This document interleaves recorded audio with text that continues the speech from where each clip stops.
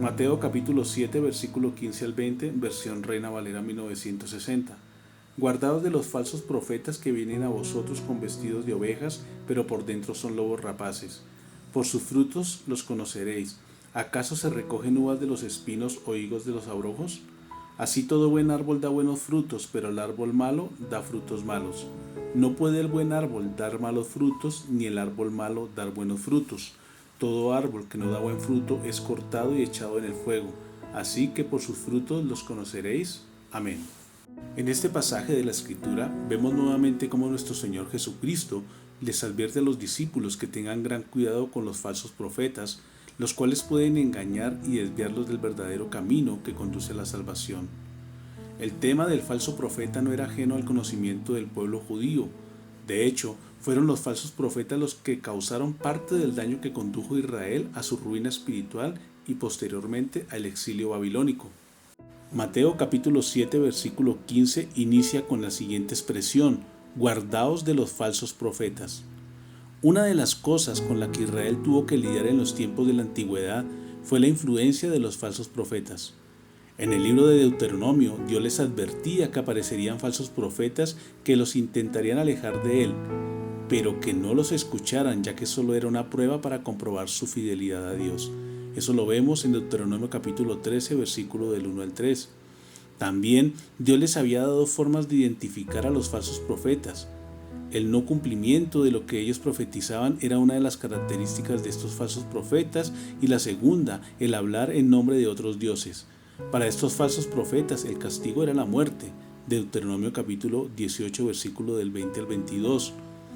Desde los tiempos del profeta Elías podemos encontrar cómo los falsos profetas afectaron la fe del pueblo de Israel. Es por eso que Elías los desafió a invocar con fuego a sus dioses en el monte Carmelo, a los 450 profetas de Baal y los 400 profetas de Acera. Dice la Escritura: entonces Acab convocó a todos los hijos de Israel y reunió a los profetas en el monte Carmelo. Eso está en Primera de Reyes capítulo 18 versículo 20.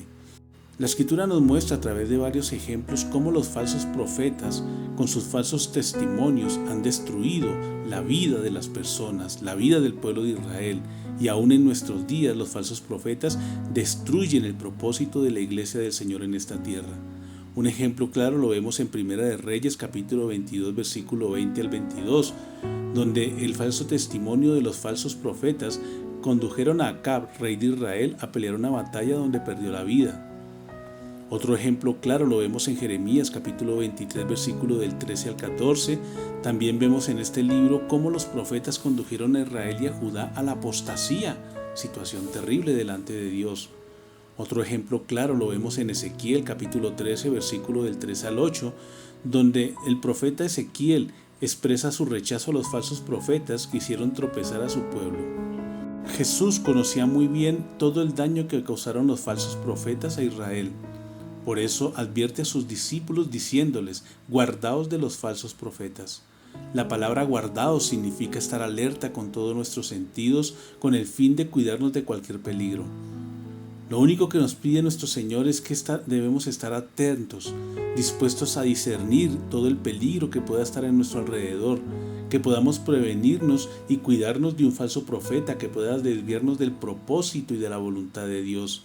Estos falsos profetas vienen como servidores de Dios, y por eso Jesús los compara como lobos vestidos de ovejas.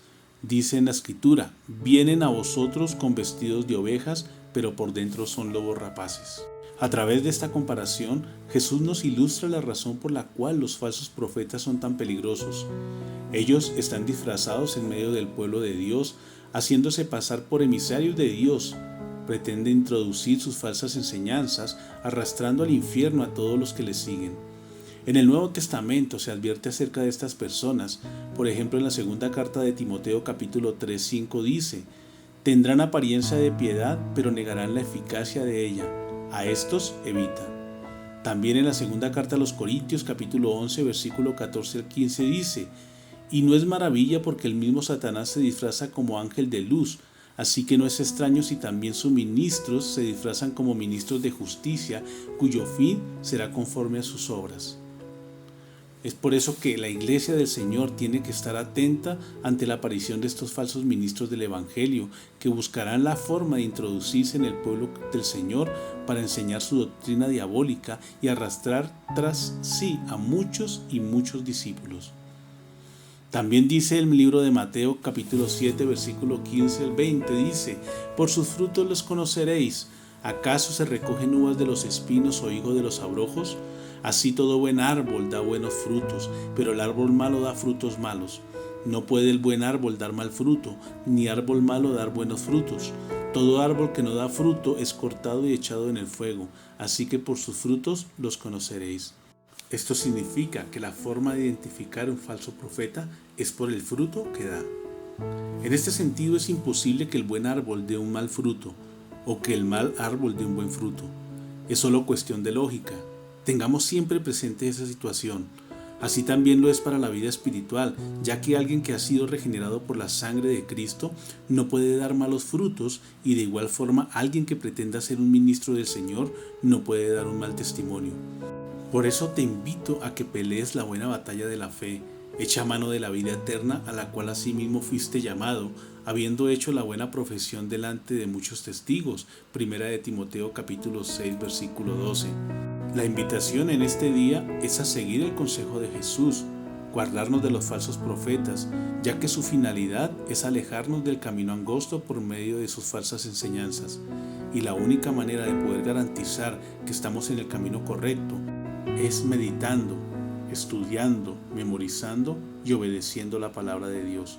Solo así podremos adquirir ese discernimiento para determinar quiénes son falsos profetas. Feliz día, Dios les bendiga.